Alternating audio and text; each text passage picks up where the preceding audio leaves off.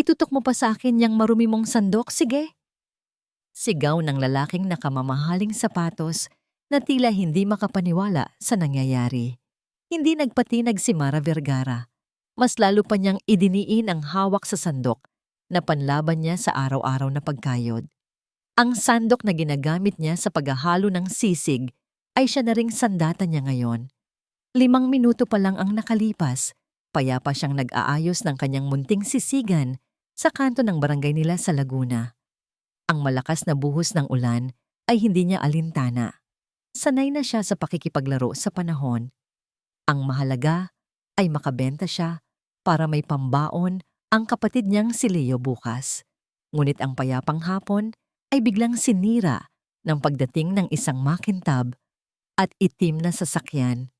Bumaba mula rito ang 3 kabataang lalaki na sa tindig at porma pa lang ay halatang mga anak mayaman.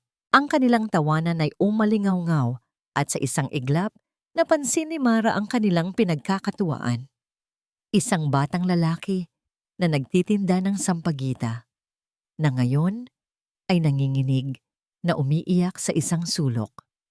Ang mga bulaklak nito ay nagkalat at nayapakan na sa basang semento. Isang bagay ang hindi matiis ni Mara, ang makakita ng malalaking tao na nang-aapi ng mga walang kalaban-laban. Kumulo ang dugo niya. Ito ang imaheng nagpapaalala sa kanya kung paano sila basta na lang iniwan ng kanyang ama para sa ibang babae. Isang malakas na nang iwan sa mga mahihina. Walang alinlangan siyang sumugod. Hoy! Anong akala niyo sa sarili niyo? Hari ng kalsada? Sigaw niya sapat na para makuha ang atensyon ng lahat. At sino ka naman, miss? Taas kilay na tanong ng isa na tila nandidiri sa suot niyang apron na may mga talsik ng mantika. Hindi siya sumagot. Sa halip ay mabilis niyang pinulot ang batang lalaki at itinayo sa likod niya. Hinarap niya ang mga ito ng buong tapang na tila isang inahing manok na poprotekta sa kanyang sisiw. Umalis na kayo kung ayaw niyong masaktan. Nagtawanan ng mga ito. Wow! Matapang si ate. At doon na nagsimula ang gulo. Ang pagtatawanan ay nauwi sa tulakan. Nang akmang hahawakan ng isa sa kanila ang balikat ni Mara, mabilis niyang iwinasiwas ang sandok na hawak niya. At ngayon, eto sila, nakatutok sa kanya. Sakto namang bumukas muli ang pinto ng sasakyan. Isang lalaki ang dahan-dahang bumaba. Mas matangkad, mas maganda ang tindig, at suot ang isang leather jacket na mukhang mas mahal pa sa kabuuang halaga ng kanyang sisig stall. Tumingin ito sa paligid, sa mga kasama niya, at kay Mara. Para kay Mara, iisa lang ang ibig sabihin nito. Ito ang pinuno ng mga aroganteng ito. Ikaw! Sigaw niya, at ngayon ay sa bagong dating na lalaki na nakatutok ang kanyang tingin at ang kanyang sandok. Ikaw siguro ang leader ng mga ito, no? Kumunot ang noo ng lalaki na tila naguguluhan. Miss, I think there's a misunderstanding. Anong misunderstanding? Kitang-kita ko ang ginawa niyo sa bata. Mga walang puso. Hindi na niya ito pinatapos. Sa sobrang galit isinugod niya ito. Gulat na napaatras ang lalaki. Ang mga kasama nito ay tila natigilan din. Hindi alam ang gagawin. Bumalik ka rito, duwag. Sigaw ni Mara habang hinahabol ang lalaki paikot sa kotse nito. Ang ulan ay patuloy sa pagbuhos at ang eksena ay tila mula sa isang pelikula. Isang babaeng may hawak na maduming sandok na humahabol sa isang lalaking mukhang model. Miss, teka lang. Hindi ako kasali dyan. Sigaw ng lalaki na ngayon ay tumatakbo na palayo sa kanto. Nang makitang tuluyan ng tumakbo palayo ang lalaki, pati na ang mga kasama nito, huminto si Mara sa gitna ng kalsada. Humihingal. Basang-basa na siya sa ulan, pero may ngiti ng tagumpay sa kanyang mga labi. Binalikan niya ang batang lalaki, tinulungang pulutin ang mga natirang sampagita at binigyan ito ng mainit na sabaw. Nang makaalis ang bata, bumalik si Mara sa kanyang pwesto, basang-basa ngunit buo ang loob. Nagsimula na siyang magligpit. Hindi niya napansin, sa kabilang kanto, may isang figurang nakatayo sa ilalim ng poste ng ilaw. Pinagpagan niya ang kanyang apron at pinunasan ng basang mesa. Malamig na ang hangin at kailangan na niyang umuwi para sa kapatid niya. Ang bawat kilos niya ay mabilis at sigurado. Sanay na sa bigat ng araw-araw na gawain. Wala sa isip niya ang gulong katatapos lang. Para sa kanya, isa lang yung balakid na kailangang lampasan. Ang figura sa kabilang kanto ay hindi pa rin gumagalaw. Si Ramon Dizon. Hindi nito alintana ang patuloy na pag-ambon na muling bumabasa sa kanyang mamahaling damit. Ang buhok niya ay bahagyang magulo at may isang patak ng ulan na dumaloy sa kanyang pisngi. Nakamasid lamang ito kay Mara. Pinanood niya kung paano nito buhatin ang mabibigat na lalagyan, kung paano nito maingat na tiniklop ang lona ng kanyang munting stall. Wala sa mukha niya ang galit o pagkainis na inaasahan mula sa isang taong katatakbo lang para takasan ng isang sandok na puno ng taba ng sisig. Sa halip, may kakaibang kislap sa kanyang mga mata. Isang ngiti ang unti-unting sumilay sa kanyang mga labi. Napailing siya, tila sa sarili niya nakikipag-usap. Ngayon lang ako nakakita ng ganito. Bulong niya sa hangin. Isang babaeng mas matapang pa sa mga lalaking kasama niya. Isang babaeng handang makipag-away para sa isang batang hindi niya kaano-ano. Humakbang siya paatras, pabalik sa anino, kung saan hindi siya makikita. Ngunit hindi pa rin inaalis ang tingin sa papalayong si Mara. Interesante. Kinabukasan, sa loob ng isang malawak at minimalist na opisina sa Makati, nakatitig si Ramon Dizon sa isang blankong papel. Ang mamahaling lapis sa kanyang kamay ay hindi gumagalaw. Sa harap niya ay ang mga prototype ng bagong koleksyon ng sapatos para sa kanyang sikat na clothing brand. Pero ang isip niya ay wala roon. Dahan-dahan, nagsimulang gumuhit ang kanyang kamay. Hindi disenyo ng damit o sapatos, kundi ang mukha ng isang babae. Matapang ang mga mata, may kunot sa noo, at may hawak na sandok. Napangiti si Ramon. "Sir?" Mabilis niyang itinago ang papel nang pumasok ang kanyang assistant na si Carlos. "The marketing team is waiting for your approval on the new campaign, Sir Ramon," sabi ni Carlos, habang inilalatag ang ilang dokumento sa mesa. Tumango lang si Ramon, pero ang tingin niya ay lumipad sa bintana, kung saan tanaw ang mga nagtataasang gusali. Anong halaga ng lahat ng ito? Anong halaga ng mga kampanya at mga numero kung sa huli ay pare-pareho lang ang pakiramdam? Isang malaking pagkainip. Pero kahapon, sa maulan na kanto sa Laguna, may naramdaman siyang ibi. Isang kuryenteng gumising sa kanya. "Carlos, i-cancel mo lahat ng meetings ko ngayong hapon," biglang sabi ni Ramon. "Pero sir, importante po yung meeting niyo with the investors."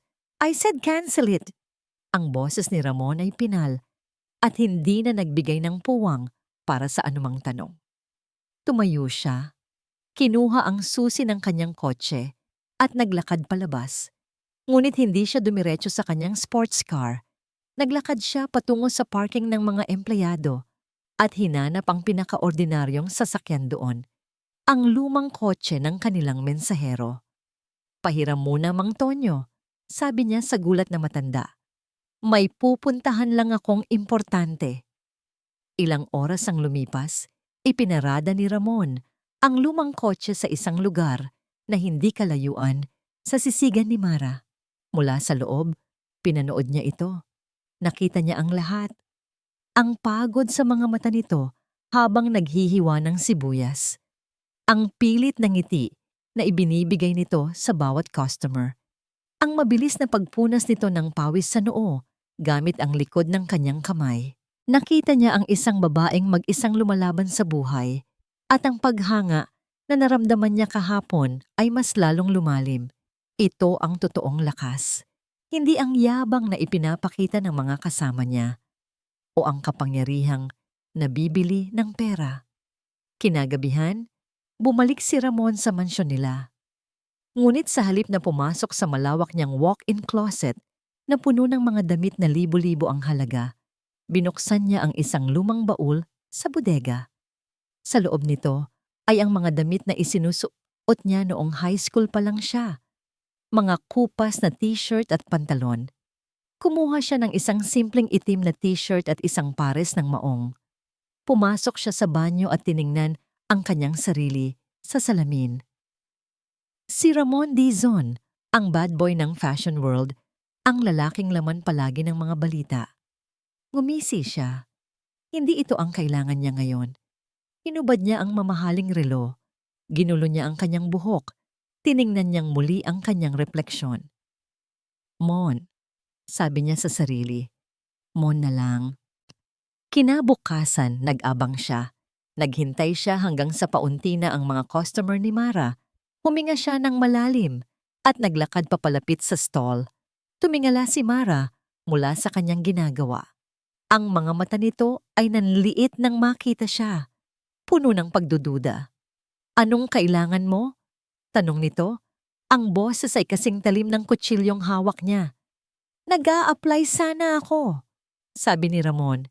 Sinubukang gawing simple at ordinaryo ang kanyang boses.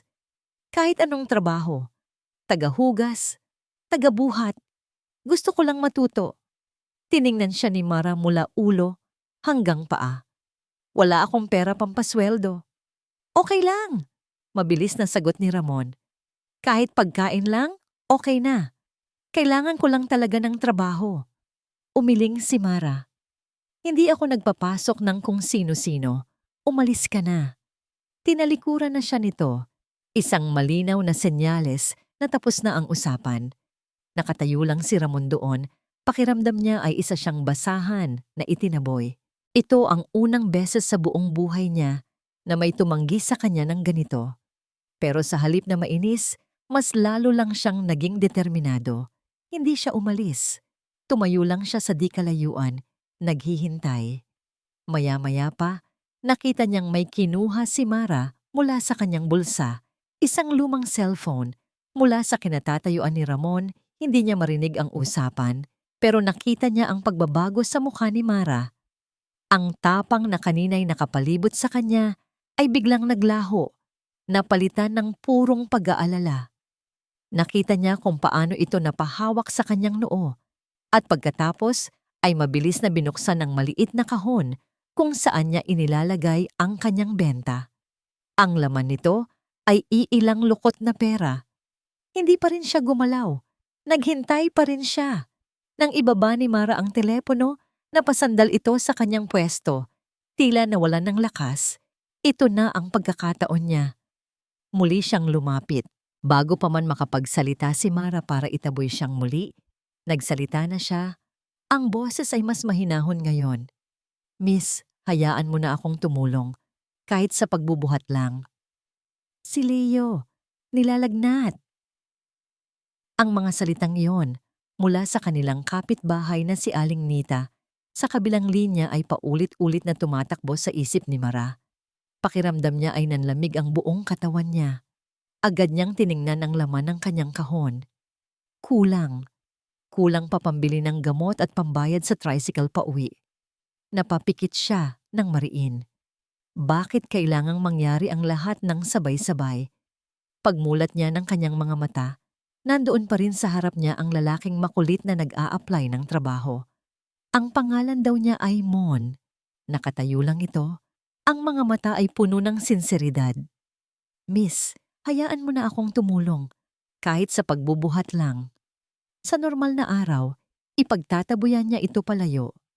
Ngunit ngayon, sa bigat ng kanyang problema, tila sumuko ang isang bahagi ng kanyang pagmamatigas. Kailangan niyang umuwi. Kailangan niyang tapusin agad ang pagliligpit. Sige na nga, pabulong na sabi ni Mara na may halong inis at pagod. Buhatin mo yang mga upuan at ilagay mo doon sa gilid. Dalian mo. Hindi makapaniwala si Mon sa narinig. Isang malawak na ngiti ang biglang lumitaw sa mukha nito na agad din niyang tinago nang makitang masamang nakatingin sa kanya si Mara. Oo po, sabi nito at agad na kumilos. Sa sumunod na 30 minuto, naging anino ni Mara Simon. Ang bawat utos niya ay agad nitong sinusunod. Kung ano ang bilis ni Mara, sinusubukan din nitong sabayan. At doon napansin ni Mara ang mga detalye. Ang mga kamay nito. Malinis at makinis. Hindi kamay ng isang sanay sa mabibigat na gawain. Napansin niya kung paano ito namula at napangiwi ng aksidenteng mabuhat ang mainit pa na kawali. Aray! Tanga-tanga kasi, sigaw ni Mara, pero hindi niya napigilan ang sarili. Kumuha siya ng basahan na may malamig na tubig at iniabot dito. Idampi mo yan. Nakita niya ang gulat sa mga mata ni Mon na tila hindi inaasahan ang gesture na yon. Habang nagpapatuloy sila sa pagliligpit, isang lasing ang naglalakad na sumuray-suray papalapit sa kanila. Miss Ganda, pahingi naman ng sisig, sabi ng lasing, at akmang hahawakan ang braso ni Mara. Bago pa man siya makakilos para ipagtanggol ang sarili, isang figura na ang mabilis na humarang sa pagitan nila. Sir, umalis na po kayo, sabi ni Mon. Ang boses ay kalmado ngunit matatag. Ang kaninang nangiti sa mukha nito ay nawala. Napalitan ng isang seryosong ekspresyon na hindi pa nakikita ni Mara sa kanya. Itinulak ng lasing si Mon pero hindi ito natinag. Nanatili itong nakaharang sa harap ni Mara. Ang katawan ay nagsisilbing panangga. Pasensya na, pero sarado na kami. Sino ka ba ha? Sigaw ng lasing. Natigilan si Mara. Sa isang iglap, nakita niya ang isang bagay na pamilyar sa tindig ni Mon, ang tindig ng lalaking mayabang na hinabol niya ng sandok noong isang araw. Pero ngayon, ang tindig na yon ay hindi nagpapakita ng kayabangan, kundi ng proteksyon. Nang akmang susuntukin ng lasing si Mon, mabilis na humakbang si Mara, hawak ang takip ng kaldero. Subukan mo, sabi niya sa malamig na boses, at ipapakain ko sa iyo itong takip. Tila natauhan ng lasing sa banta. Nagmura ito bago tuluyang umalis. Nang sila na lang ulit ang maiwan, isang nakakabinging katahimikan ang namagitan sa kanila. Ibinalik ni Mara ang takip, sinubukang itago ang bahagyang panginginig ng kanyang kamay. Salamat, sabi niya, halos pabulong. Ngumiti lang si Mon. Walang anuman. Trabaho ko yon, di ba? Nang matapos silang magligpit, inilabas ni Mara ang kanyang wallet. Kumuha siya ng kaunting pera. Heto, bayad sa'yo. Umiling si Mon. Sabi ko naman sa'yo, okay na ang pagkain. Napabuntong hininga si Mara. Sa totoo lang, mas gugustuhin niyang bayaran na lang ito para wala na siyang utang na loob. Pero alam niyang kulang na kulang ang pera niya. Kumuha siya ng isang plastic container at nilagyan ito ng natirang sisig. O heto, uwi mo na. Inabot ito ni Mon. Nagtama ang kanilang mga kamay sa isang saglit. Naramdaman ni Mara ang init ng balat nito at isang kakaibang kaba ang biglang gumapang sa kanyang dibdib. Mabilis niyang binawi ang kanyang kamay. Sige na, kailangan ko nang umuwi, sabi niya, tila nagmamadali. Tumango si Mon. Ingat ka. Naglalakad na si Mara palayo nang bigla siyang maalala. May kinuha siya mula sa kanyang bulsa, isang cellphone na luma. Bago pa niya mapigilan ang sarili, nakatanggap siya ng isang text message. Huling babala, Mara. Bayaran mo ang utang ng tatay mo. Agad niyang itinago ang cellphone. Nang lumingon siya, nakita niyang nakatingin si Mon sa kanya. May pag-aalala sa mukha nito. May problema ba? Tanong nito. Wala. Mabilis niyang sagot. Wala kang pakialam. Pero kahit gaano pa katigas ang kanyang pagkakasabi, hindi nawala ang pag-aalala sa mukha nito. Naglakad na si Mara, pero ramdam niya ang mga mata ni Mon na nakasunod pa rin sa kanya. Kinagabihan, pagkatapos niyang alagaan ang kapatid niya, naupo si Mara sa labas ng kanilang maliit na bahay. Tahimik ang gabi. Tanging ang tunog ng mga kuliglig ang maririnig. Hindi niya maalis sa isip niya si Mon. Ang pagiging makulit nito, ang pagiging clumsy, at ang paraan kung paano ito humarang sa harap niya kanina. Sa unang pagkakataon sa loob ng maraming taon, naramdaman niyang may isang taong handang protektahan siya at ang pakiramdam na yon ay nakakatakot. Dahil sa likod ng takot na yon, may isang maliit na parte sa puso niya na natuwa. Napabuntong hininga siya. Sino ka ba talaga, Mon? Hindi niya alam. Sa di kalayuan, sa loob ng isang lumang kotse, may isang lalaking nakatanaw sa kanyang bintana. Tinitiyak na ligtas siyang makakauwi.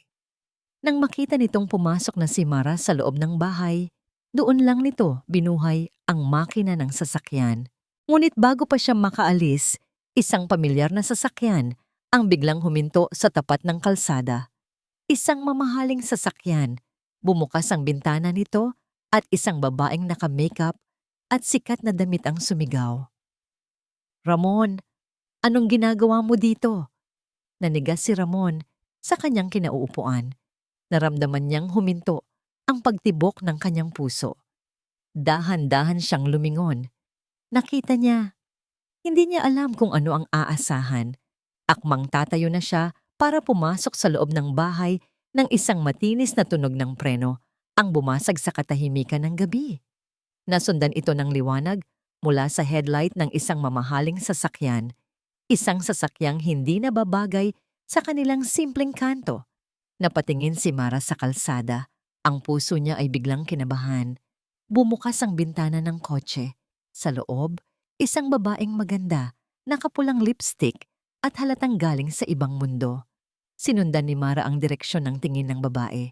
At doon, sa ilalim ng poste, malapit sa isang lumang kotse na hindi pamilyar sa kanya, nakita niya si Mon. Nanigas siya sa kanyang kinatatayuan. Bakit naroon pa rin ito? Anong ginagawa niya roon? Bago pa man niya maproseso ang lahat, isang matinis na boses ang bumasag sa katahimikan, malinaw at malakas. Ramon, anong ginagawa mo dito? Ramon? Napahinto si Mara. Ang pangalan ay umalingaungaw sa kanyang tainga. Isang pangalang tunog mayaman, tunog arogante.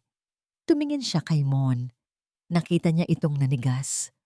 Ang mukha nito, na kanina lang ay puno ng pag-aalala para sa kanya, ay ngayon ay nababalot ng gulat at pagkataranta. Tumingin ito sa direksyon ng magarang kotse at pagkatapos ay sa kanya. Ang mga mata nito ay nagsusumamo na tila gustong bawiin ang sandaling iyon.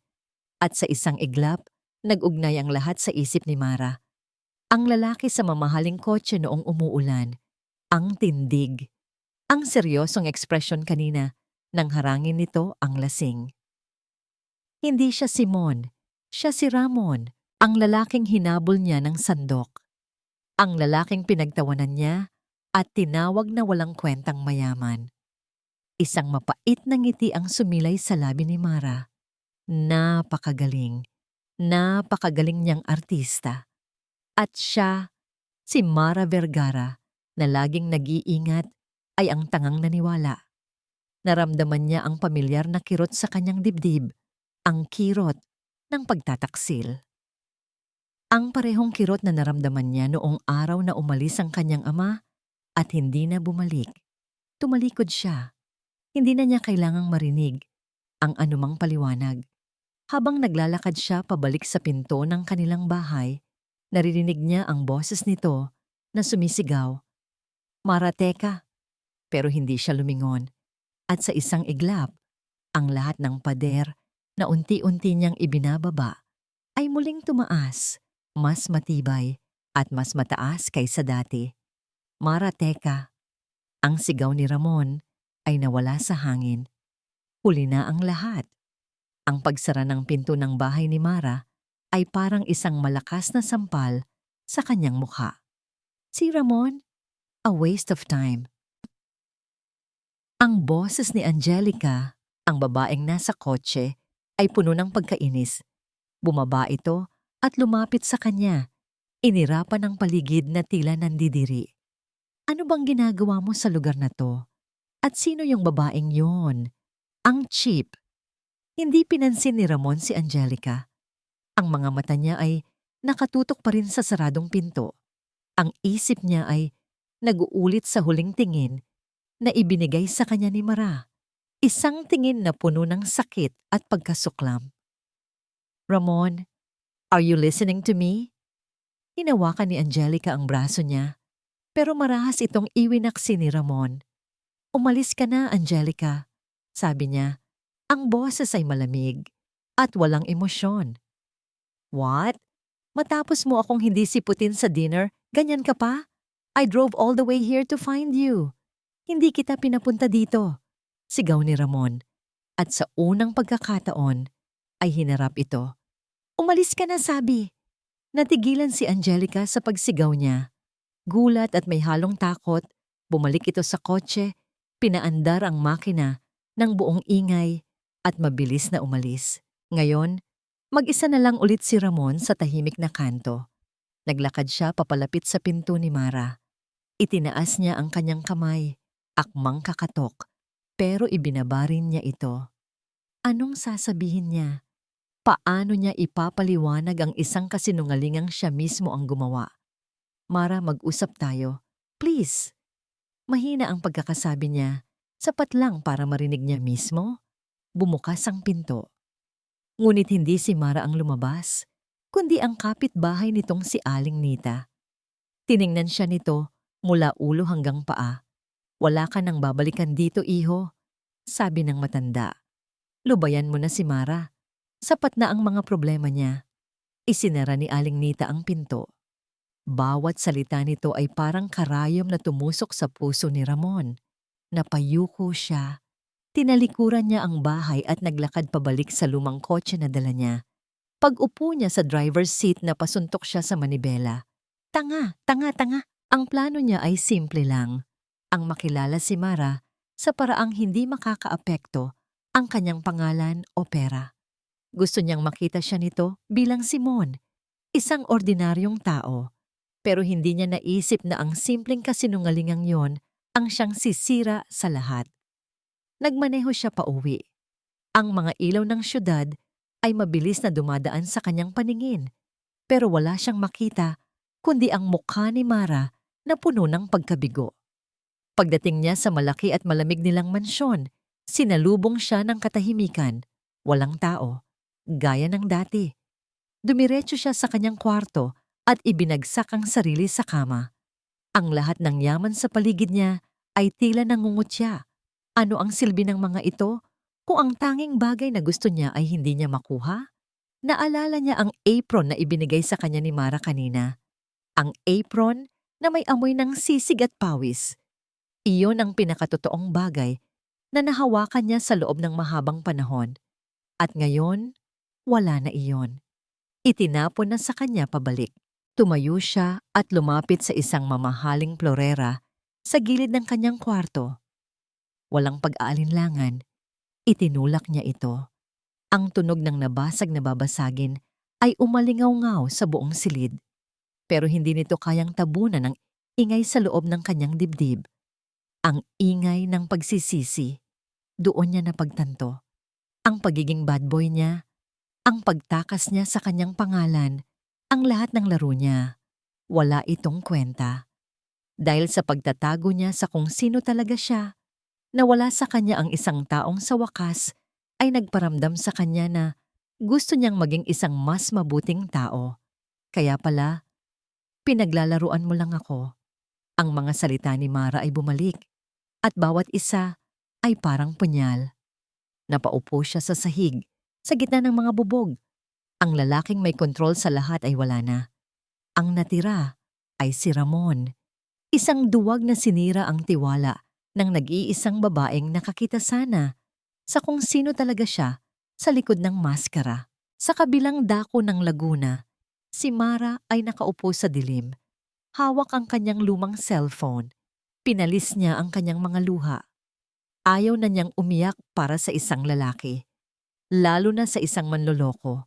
Biglang nag-vibrate ang kanyang cellphone, isang hindi rehistradong numero. Nanginginig niyang sinagot ito. Hello! Isang malamig at pamilyar na boses ang sumagot sa kabilang linya. Vergara, hanggang kailan mo kami paghihintayin sa utang ng tatay mo? Kinabukasan, pilit na ibinangon ni Mara ang sarili. Ang pagod sa kanyang mga mata ay hindi lang dahil sa puyat, kundi dahil sa bigat na muling pumasan sa kanyang dibdib. Pinilit niyang kalimutan ang nangyari. Pinilit niyang isipin na si Mon, hindi si Ramon, ay isa lang masamang panaginip, ang utang ng kanyang ama. Iyon ang totoong problema. Iyon ang dapat niyang harapin. Nagbukas siya ng kanyang sisigan na tila walang nangyari. Bawat hiwa niya ng karne, bawat halo niya sa kawali, ay may kasamang puwersa, isang paraan para ilabas ang galit at frustrasyon na nararamdaman niya. Mara, okay ka lang? Tanong ni Aling Nita habang bumibili ng pananghalian. Namumutla ka. Isang pilit na ngiti lang ang isinagot niya. Tanghali na at kasagsagan ng dami ng tao nang isang pamilyar na tunog ng sasakyan ang muling narinig ni Mara. Ang parehong itim na kotse. Ang parehong itim na kotse ni Ramon. Nanigas ang kanyang panga. Hindi siya haharap dito. Hindi niya ito kakausapin. Ngunit hindi si Ramon ang bumaba. Isang babaeng matangkad, balingkinita ng katawan, at nakasuot ng damit na tila galing sa isang fashion magazine ang lumabas. Ang mukha nito ay pamilyar. Isang sikat na modelo na madalas makita sa mga billboard sa EDSA. Sumunod sa kanya ang ilang lalaking may dalang malalaking kamera. Si Katrina Velasco. Naglakad ito papalapit sa kanyang stall. Ang bawat hakbang ay may kasamang kayabangan. Ang mga mata nito ay mapanuri. Tinitingnan ang munting sisigan ni Mara na para bang ito ang pinakamaduming lugar sa buong mundo. So this is it, sabi ni Katrina. Ang boses ay matinis at puno ng pang-aalipusta. Dito pala nagpupunta ang fiancé ko para lang magluto ng pagkain ng mahihirap. Nagulat ang mga customer. Nagsimulang magbulungan. Ang mga kamera ay nagsimulang mag-flash, nakatutok lahat kay Mara. Fiancé? Nanlamig ang buong katawan ni Mara. Anong kailangan mo? Tanong ni Mara. Sinubukang panatilihing kalmado ang kanyang boses. Tumawa si Katrina. Simple lang. Gusto kong malaman ng lahat kung anong klaseng babae ka. Lumapit ito at bumulong sa paraang maririnig pa rin ng mga mikropono. Isang ahas. Isang manggagamit na desperada para sa pera. Wala akong alam sa sinasabi mo. Oh really? Itinaas ni Katrina ang kanyang boses. Huwag ka nang magpanggap. Alam kong tinutokso mo si Ramon. Akala mo siguro dahil sa pagiging awa-awa mo, makukuha mo siya. Let me tell you, he belongs to me. At ang mga babaeng tulad mo, ang lugar ninyo ay sa basurahan. Ang bawat salita ay parang sampal. Ang hiya ay gumapang sa buong pagkatao ni Mara. Ang mga flash ng kamera ay nakakasilaw. Ang mga bulungan ng mga tao ay nakakabingi. Gusto niyang magtago, gusto niyang maglaho, pero hindi. Hindi siya si Mara na tatakbo na lang. Tumingin siya ng diretso sa mga mata ni Katrina. Nakita niya ang galit doon, ngunit may nakita rin siyang takot. Huminga ng malalim si Mara. Sa isang mabilis na kilos, kumuha siya ng isang tabo ng malamig na tubig na ginagamit niya panglinis. At walang babala, ibinuhos niya ito sa mukha ni Katrina. Tumahimik ang lahat. Ang mamahaling makeup ni Katrina ay nagsimulang mag-smudge. Ang kanyang perpektong buhok ay tumulo. Ang kanyang itsura ng isang diyosa ay biglang naglaho. Para yan sa pagtawag mo sa akin na ahas, sabi ni Mara. Ang boses ay malamig at matatag. At heto pa. Kumuha siya ng isang pirasong taba ng baboy mula sa kanyang sangkalan para sa panggugulo mo sa negosyo ko. Akmang ibabato na niya ito nang may mga taong pumigil sa kanya. Si Katrina ay nagsimulang mag-hysterical, sumisigaw at nagwawala habang hinihila siya palayo ng kanyang mga kasama. Ang mga reporter ay nagkagulo, sinubukang kunan ang bawat anggulo ng eksena. Nang sa wakas ay nakaalis na sila, naiwan si Mara sa gitna ng gulo. Ang mga upuan ay natumba. Ang mga pagkain ng customer ay naiwang hindi nagalaw. Ang tingin ng mga usisero sa paligid ay nakatutok lahat sa kanya. Ang iba ay may awa. Ang iba ay may panghuhusga. Doon na bumigay ang kanyang mga tuhod. Napaupo siya sa sahig, sa gitna ng kalat. Ang lakas na ipinakita niya kanina ay biglang naglaho. Nagsimulang manginig ang kanyang mga balikat at ang mga luhang kanina pa niya pinipigilan ay sunod-sunod ng pumatak. Nagring ang kanyang cellphone. Sa screen, nakita niya ang pangalan, Ramon. Nakatitig lang siya doon, ang mga luha ay patuloy na dumadaloy sa kanyang pisngi, humahalo sa dumi at mantika. Hindi niya ito sinagot. Sa halip, sa gitna ng kanyang paghihinagpis, pinindot niya ang isang button, decline, at isa pa, block this number. Ang tunog ng dial tone, paulit-ulit, walang katapusan, ay parang isang martilyo na pumupukpok sa ulo ni Ramon. Tinawagan niya si Mara ng 10 beses, 20 beses, lahat ay walang sagot. Sa huling pagtawag niya, hindi na ito nag-ring. The number you have dialed is currently unavailable. Ibinalibag niya ang kanyang cellphone sa malambot na sofa. Sumisigaw ang bawat himaymay ng kanyang kalamnan sa galit at pagkawala ng magawa. Sir, kumalma po kayo. Si Carlos, ang kanyang assistant, ay nakatayo sa may pinto. May dalang tablet.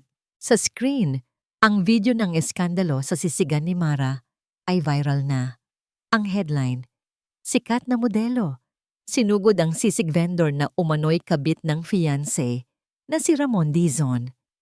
Find Katrina, now! Utos ni Ramon. Ang boses ay mababa at puno ng panganib. Hindi na kailangan. Ilang minuto lang ang lumipas, si Katrina mismo ang tumawag, umiiyak sa kabilang linya. Ramon, did you see what she did to me? That cheap girl?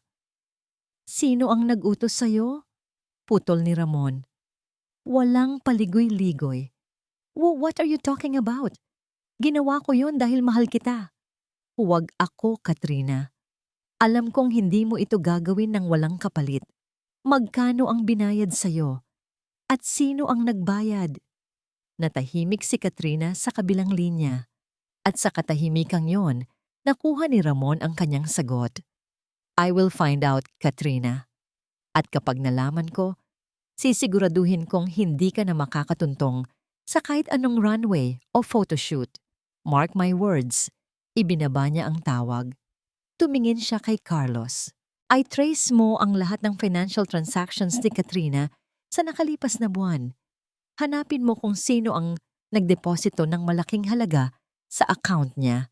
I suspect it's one of our competitors. Baka si Mr. Tan. Masusunod po, sir.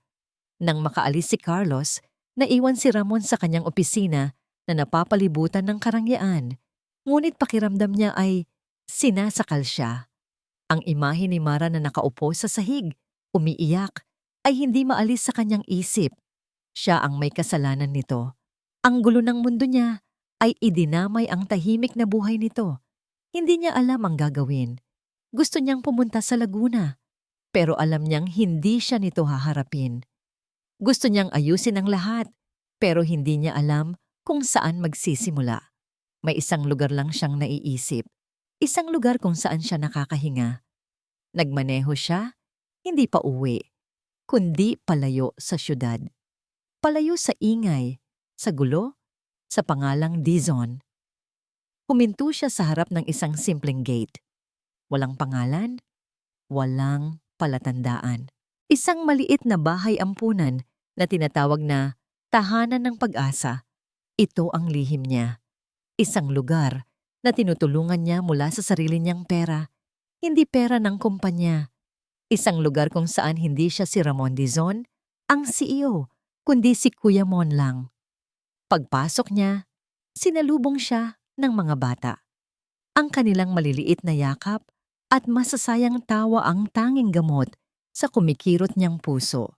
Naupo siya sa isang duyan sa hardin, habang ang isang batang babae na nagngangalang Maya ay isinusuklay ang kanyang buhok.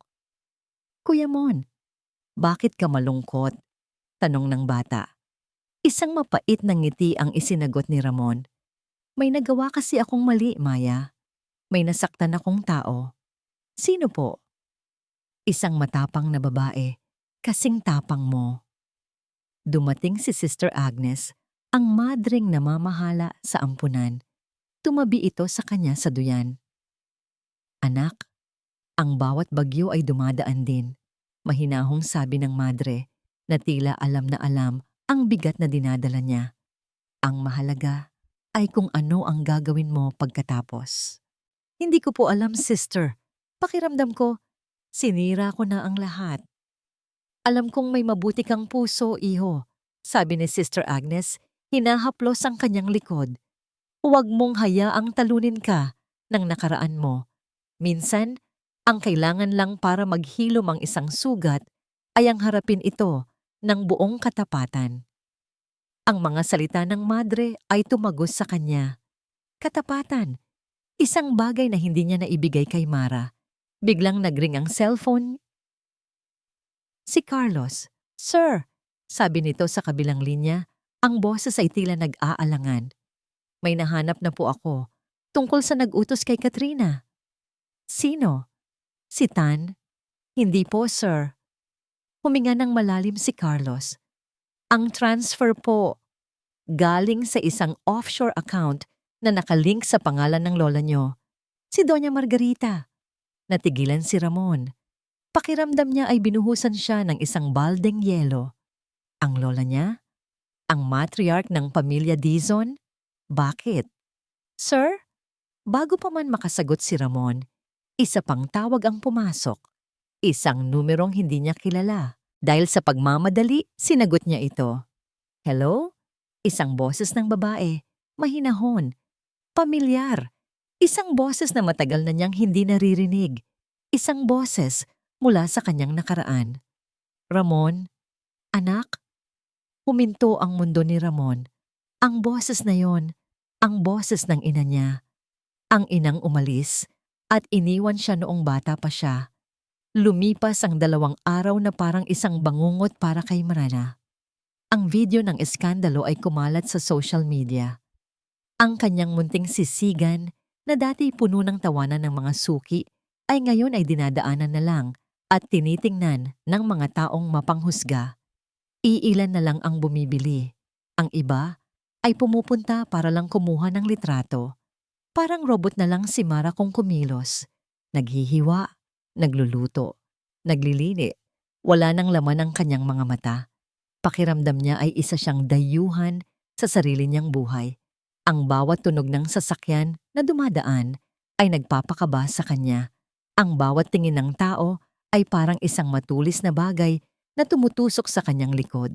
Hapon na, at nagliligpit na siya ng may 2 malalaking lalaki ang biglang huminto sa harap ng kanyang stall. Pamilyar ang kanilang mga mukha. Sila ang mga inutusan para maningil sa utang ng kanyang ama. O, kumusta na, Mara? Sabi ng isa, isang mapanuyang ngumangiti sa kanyang mga labi. Mukhang sikat ka na, ah? Hinawakan ni Mara nang mahigpit ang sandok sa kanyang kamay. Wala pa akong pera.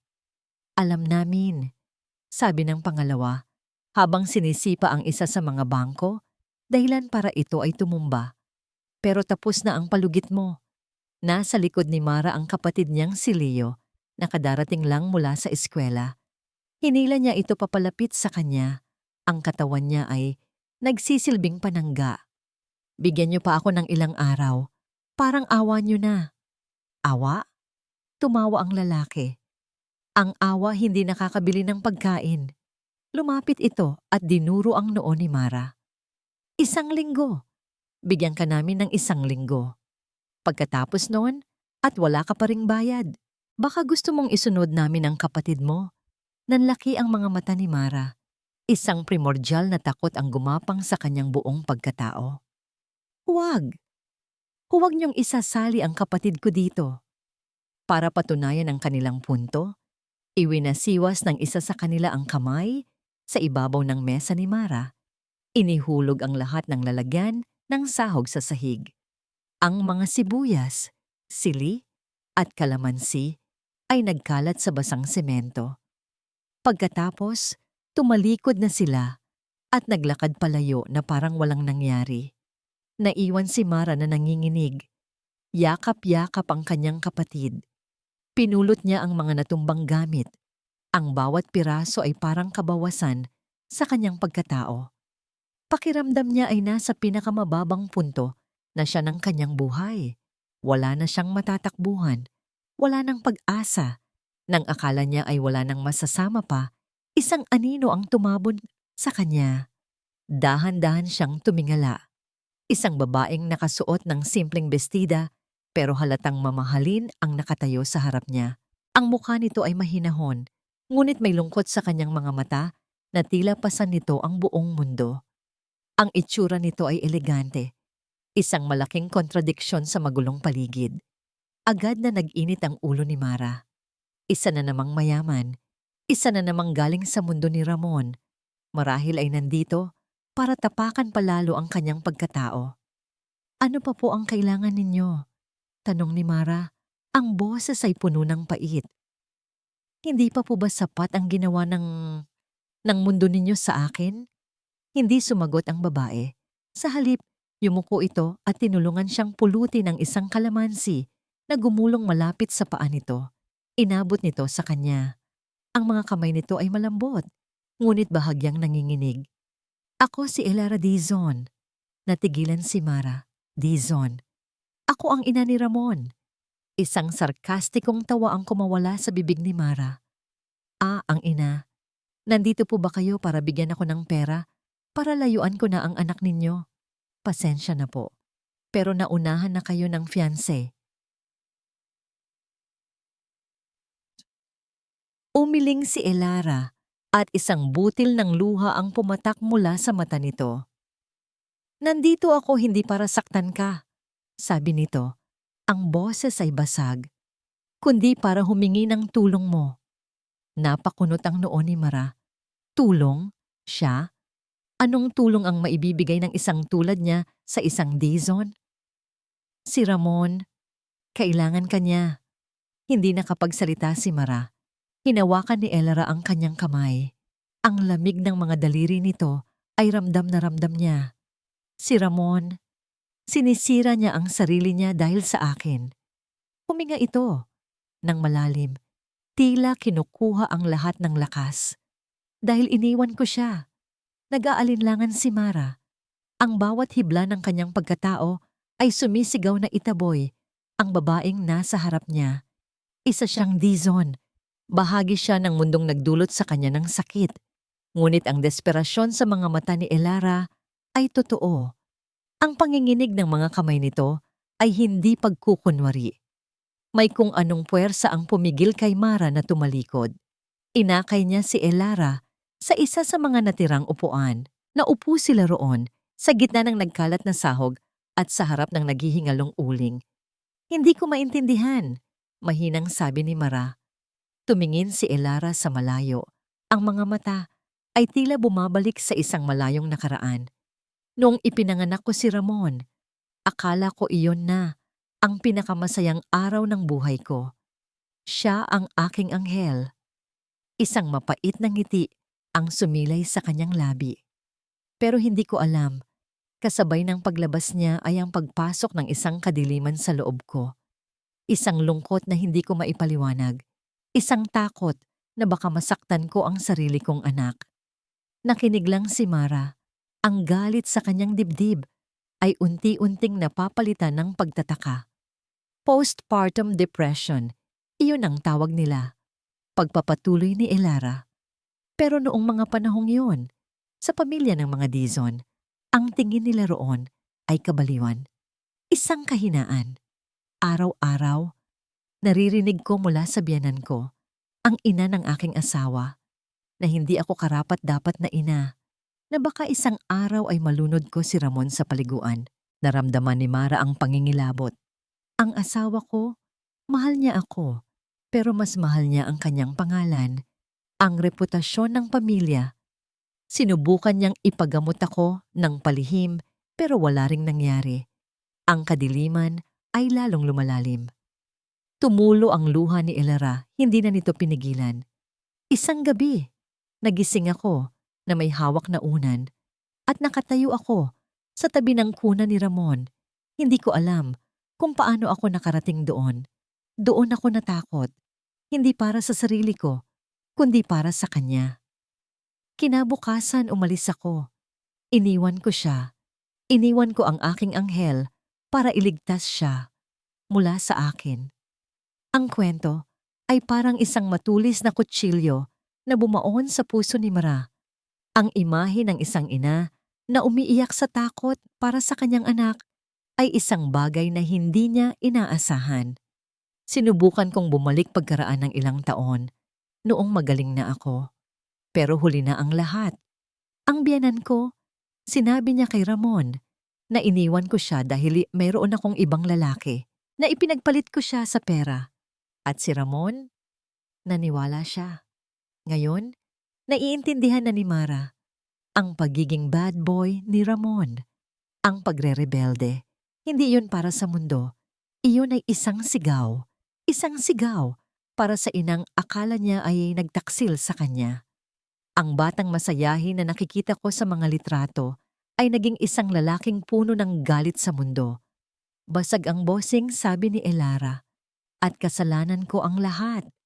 Inilabas ni Elara ang kanyang pitaka at kumuha ng isang luma at lukot na litrato. Ipinakita niya ito kay Mara, isang batang lalaki na may malapad na ngiti.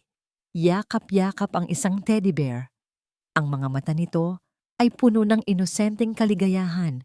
Napatingin si Mara sa litrato at sa batang iyon nakita niya ang sarili. Isang batang iniwan din ng magulang, isang batang napilitang maging matapang dahil sa sakit na idinulot ng nakaraan. Naramdaman niya ang pagguho ng lahat ng pader na itinayo niya. Ang galit niya kay Ramon ay biglang naglaho, napalitan ng isang emosyon na mas malalim at mas masakit, pagkaunawa. Pareho lang sila. Parehong biktima. Parehong sugatan. Bakit sa akin niyo ito sinasabi? Tanong ni Mara. Ang boses ay nanginginig. Tumingin si Elara ng diretso sa kanyang mga mata. Dahil sa loob ng maraming taon, ngayon ko lang ulit nakita ang kislap sa mga mata ng anak ko.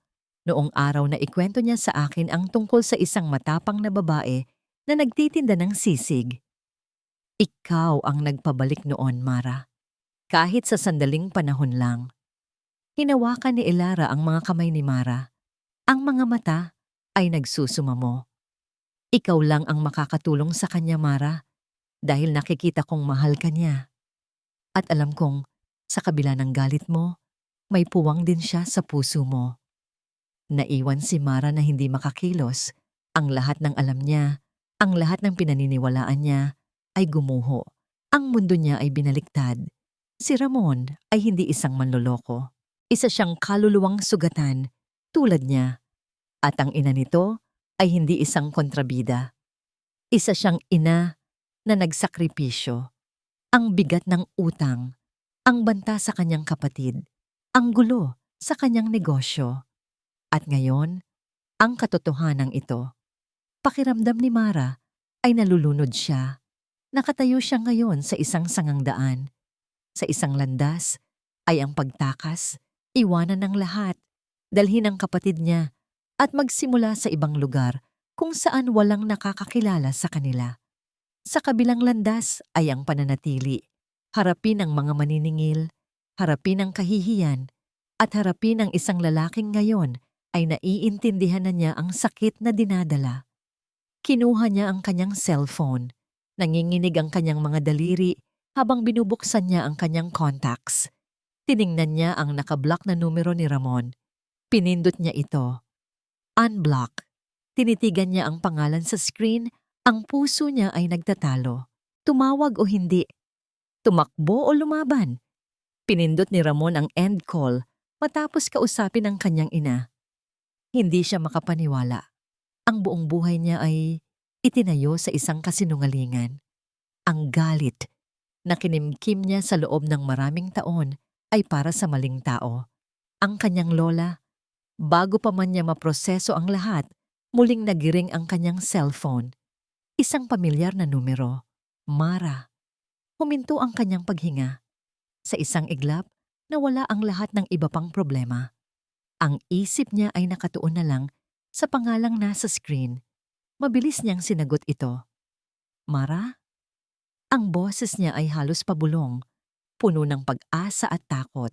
Katahimikan sa kabilang linya. Pagkatapos, isang mahinang boses ang kanyang narinig. Mag-usap tayo. Saan? Pupunta ako dyan ngayon din. Huwag, sabi ni Mara. Sa lumang parke malapit sa simbahan, sa loob ng 1 oras. Sige, maghihintay ako. Pagbaba ng tawag, pakiramdam ni Ramon ay nabigyan siya ng pangalawang pagkakataon. Ito na yon, ang pagkakataon niyang sabihin ang lahat. Dumating si Ramon sa parke ng mas maaga. Naupo siya sa isang bench sa ilalim ng isang malaking puno ng akasya, ang parehong lugar kung saan niya unang nakita si Mara na nakikipag-away para sa batang nagtitinda ng sampagwita. Maya-maya pa, dumating si Mara. Ang mukha nito ay pagod, may namumuo ng mga pasa sa ilalim ng kanyang mga mata. Pero ang tindig nito ay matatag pa rin. Umupo ito sa kabilang dulo ng bench, nag-iiwan ng malaking espasyo sa pagitan nila. Walang nagsalita sa loob ng ilang minuto. Tanging ang tunog ng hangin ang maririnig. Pumunta rito ang nanay mo, basag ni Mara sa katahimikan. Napatingin si Ramon sa kanya, puno ng gulat. Sinabi niya sa akin ang lahat. Pagpapatuloy ni Mara. Tungkol sa lola mo. Tungkol sa sakit niya. Tungkol sa totoong dahilan kung bakit kanya iniwan. Napayuko si Ramon.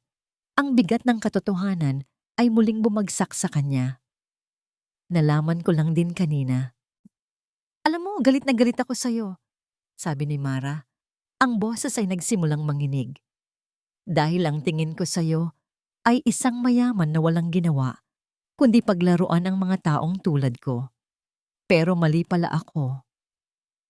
Tumingin siya kay Ramon, at sa unang pagkakataon, nakita ni Ramon ang kanyang mga mata na hindi nababalutan ng galit o pagdududa, kundi ng isang bagay na mas malalim. Pareho lang pala tayo, sabi ni Mara. Iniwan din ako ng tatay ko. Nag-iwan siya ng malaking utang na hanggang ngayon ay pinagbabayaran ko. Iyon na. Ang lihim na matagal na niyang itinatago ay sinabi na niya. Ang bigat sa kanyang dibdib ay tila bahagyang gumaan. Mara, I'm sorry, sabi ni Ramon. Ang boses ay puno ng pagsisisi. Sorry kung nagsinungaling ako. Natakot ako. Natakot ako na kung malalaman mo kung sino ako, titingnan mo lang ako bilang si Ramon Dizon at hindi bilang ako. Sino ka ba talaga? Tanong ni Mara. Ang lalaking nagpanggap na Mon o ang lalaking nagpadala ng modelo para ipahiya ako?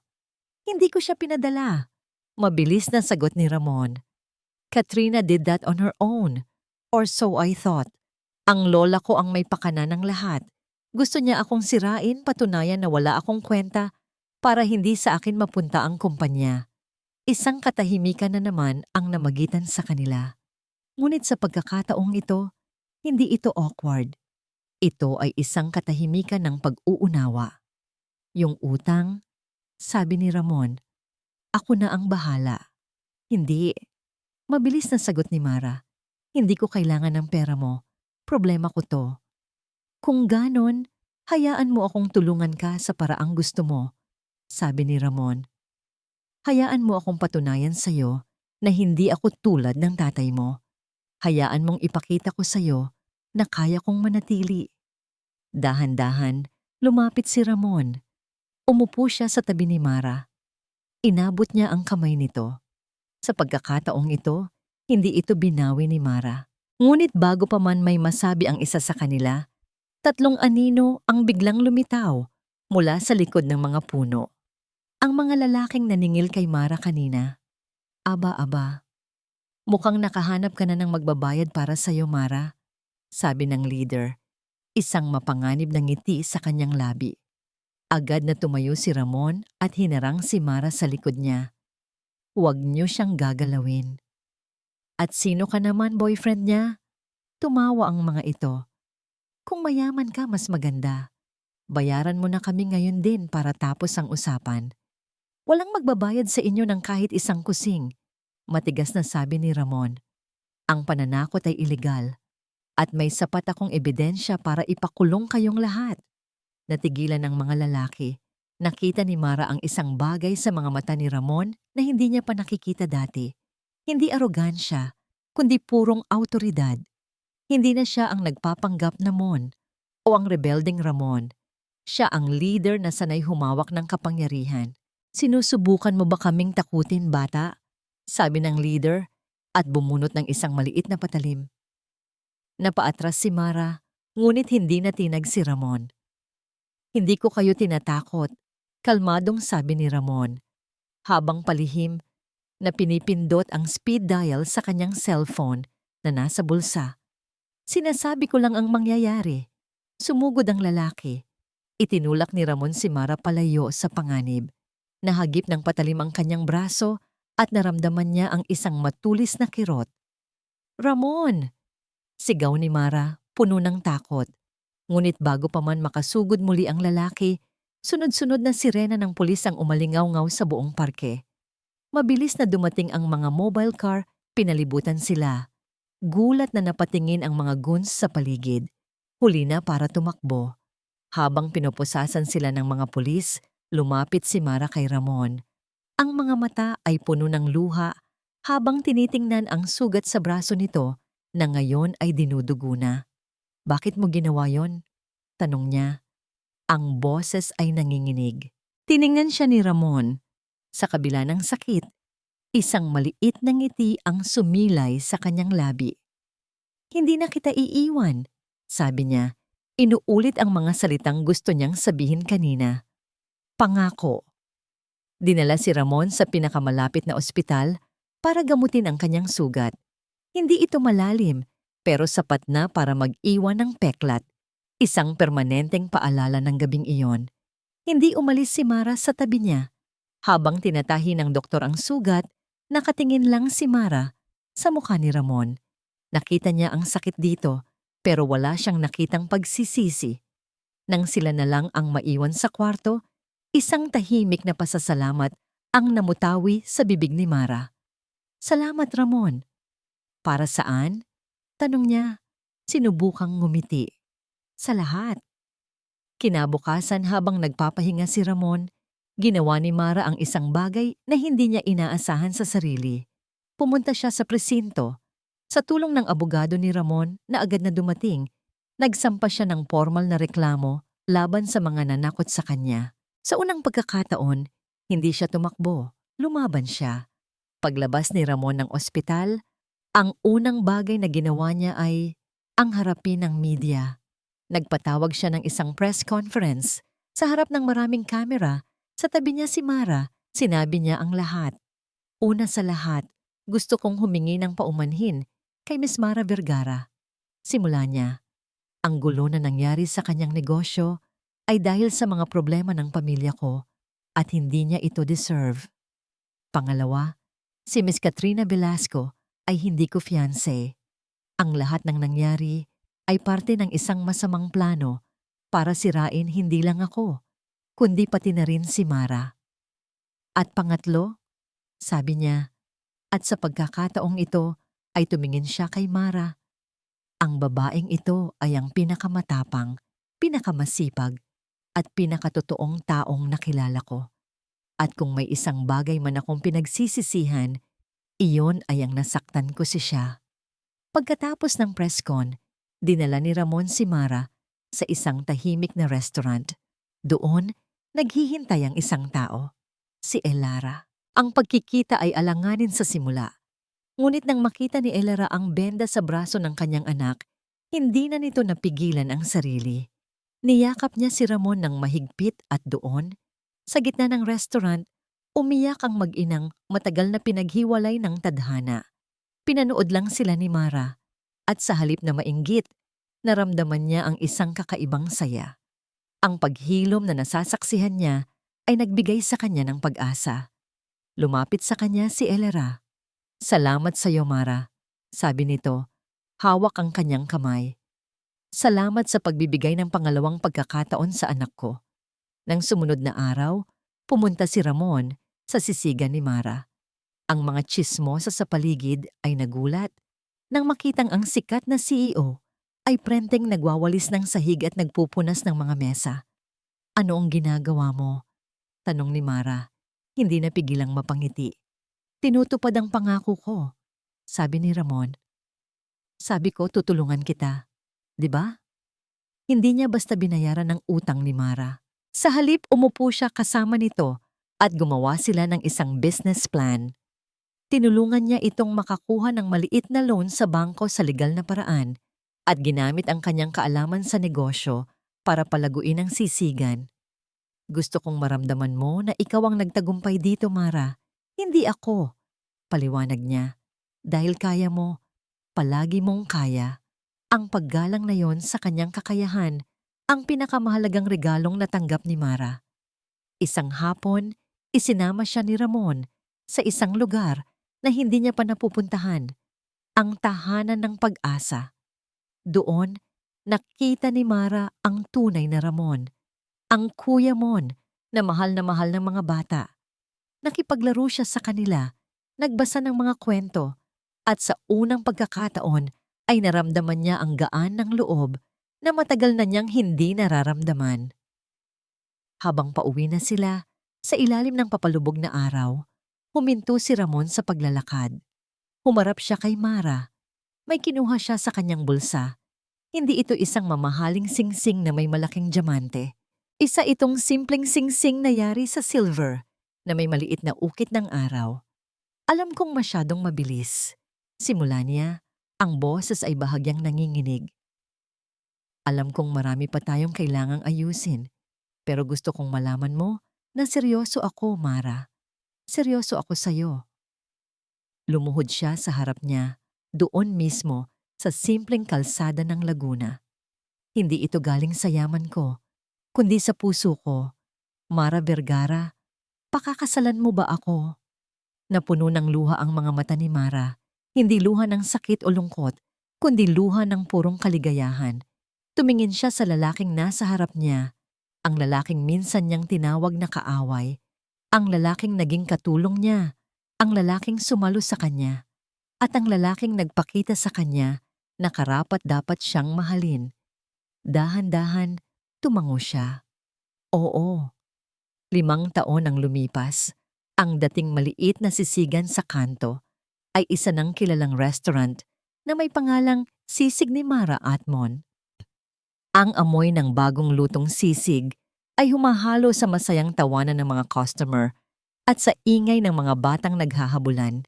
Sa loob ng mainit na kusina, magkatabing nagluluto sina Mara at Ramon. Si Mara, na ngayon ay isang kumpiyansang business owner, ay mabilis na naghihiwa ng mga sangkap. Si Ramon naman, na mas sanay ng humawak ng sandok kaysa ballpen, ang siyang naghahalo sa malaking kawali. Ang dating CEO ay mas madalas nang nakasuot ng apron kaysa business suit. "Dahan-dahan lang sa sili, mahal," paalala ni Mara, sabay ngiti. Baka umangal na naman si Doña Elara. Tumawa si Ramon. Ang kanyang ina, kasama ang lola ni Mara, ay ang kanilang numero unang mga suki na halos araw-araw ay dumadalaw. Ang relasyon ng dalawang pamilya ay nahilom na, pinagtibay ng pagmamahalan at ng masarap na sisig. "Mama, Papa," isang 5 taong gulang na batang lalaki na kamukhang kamukha ni Ramon ang tumakbo papasok sa kusina. May hawak na bola. Sinusundan ito ng isang 4 na taong gulang na babae na may mga matang tulad ng kay Mara. "Franco, Rina, anong sabi ko sa inyo tungkol sa pagtakbo sa kusina?" Malambing na saway ni Mara habang pinupunasan ang pawis sa noo ng kanyang anak na lalaki. "Sorry po, Mama," sabi ni Franco. "Lola Margarita is asking if the crispy pata is ready." "Malapit na, anak. Sabihin mo kay Lola, sandali na lang," sabi ni Ramon. Sabay kindat sa kanyang anak, pinanood ni Mara ang kanyang mag-aama. Ang puso niya ay napuno ng isang uri ng kaligayahan na hindi niya akalaing posible. Ang mga anak nila ay lumalaki sa isang tahanan na puno ng pagmamahal at respeto. Isang bagay na pareho nilang hindi naranasan nung kanilang kabataan. Gabi na nang matapos ang serbisyo sa restaurant. Pagod pero masaya. Naupo sina Mara at Ramon sa labas, pinapanood ang mga bituin habang umiinom ng kape. Naalala mo pa ba nung una tayong nagkita? Basag ni Ramon sa katahimikan. Paano ko makakalimutan? Tumawa si Mara. Hinabol kita ng sandok. At doon ako unang nahulog sa'yo. Sabi ni Ramon, hinawakan ng kanyang kamay. Sa tapang mo, sa paninindigan mo, pinaramdam mo sa akin na may halaga pa pala ang pagiging totoo. Sumandal si Mara sa balikat niya. At ikaw naman, tinuruan mo akong magtiwala ulit. Tumayo si Ramon at hinila si Mara pabalik sa loob ng kusina. Kahit sarado na, ang amoy ng sisig ay nananatili pa rin sa hangin. Niyakap niya si Mara mula sa likod. Ipinatong ang kanyang baba sa balikat nito. Tumingin sila sa kanilang refleksyon sa makintab na stainless steel na pader. Isang lalaki at isang babae. 2 taong sinubok ng nakaraan, pinagtibay ng mga pagsubok at pinag-isa ng pag-ibig. Ang kanilang mga anak na dapat ay tulog na, ay sumilip mula sa pinto, nagtatawanan ng mahina. Hinalikan ni Ramon ang sentido ni Mara. Ang init ng kanyang hininga ay nagbigay ng kilig kay Mara, isang kilig na hindi nawawala, kahit lumipas pa ang maraming taon. Salamat, mahal, bulong niya. Ang boses ay puno ng emosyon. Tumingin si Mara sa kanya sa pamamagitan ng kanilang refleksyon. Ang mga mata ay nagniningning. Dahil pinili mong manatili. Isang nangiti ang sumilay sa labi ni Mara. Isang nangiting nagsasabi ng lahat. Sa mainit na kusinang iyon, sa gitna ng amoy ng kanilang mga pangarap na natupad, nahanap nila ang kanilang walang hanggan. At dito nagtatapos ang kwento ni Mara at Ramon.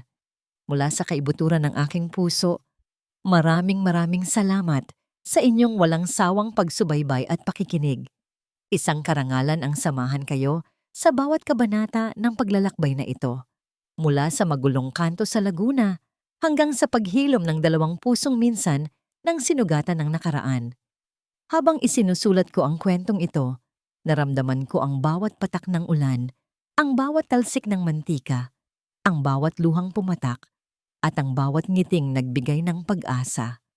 Ang kwento ni Mara at Ramon ay isang paalala na ang tunay na pag-ibig ay hindi tungkol sa paghahanap ng isang taong perpekto, kundi sa paghahanap ng isang taong handang manatili, umunawa, at tumulong sa iyong buuin muli ang iyong sarili. Naway mag-iwan ito sa inyo ng aral tungkol sa lakas ng pagpapatawad, sa halaga ng pangalawang pagkakataon, at sa pag-asang kahit sa pinakamadilim na sandali, may liwanag na naghihintay kung pipiliin nating buksan muli ang ating mga puso. Ngayon, nais ko namang marinig ang inyong boses. Anong bahagi ng kwento ang pinakatumatak sa inyo? Anong aral ang inyong napulot sa pag-iibigan ni Mara at Ramon? Huwag po kayong mag-atubiling ibahagi ang inyong mga saloobin sa comment section sa ibaba.